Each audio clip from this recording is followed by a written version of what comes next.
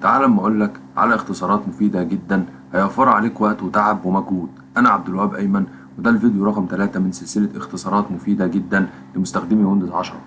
تابعوا معايا الفيديو ده وصلوا على سيدنا محمد صلى الله عليه وسلم.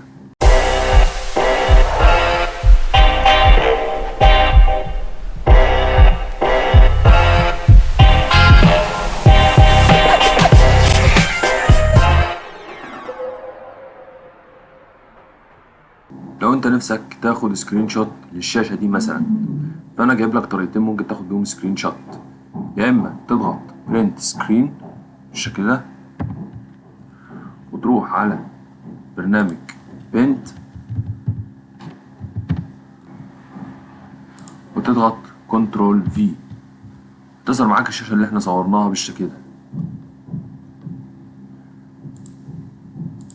الطريقة رقم 2 وان انت تضغط زرار ستارت شيفت واس، هيظهر معاك شاشة بالشكل ده تقدر بيها تاخد سكرين شوت تعلم كده، او ممكن تاخد الشاشة كاملة بالشكل ده.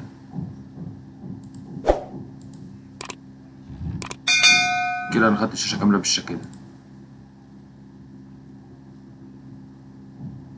تمام. اقول لك على اختصار حلو جدا ممكن انت تستخدمه كتير.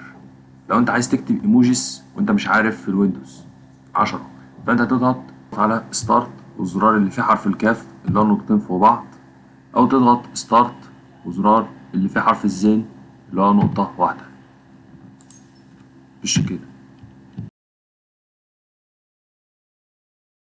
تعال اما اقول لك على اخر اختصار معانا.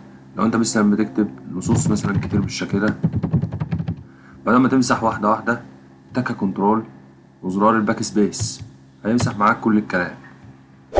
إلى هنا الحلقة تكون خلصت، أتمنى أكون فدتكم، والسلام عليكم ورحمة الله وبركاته.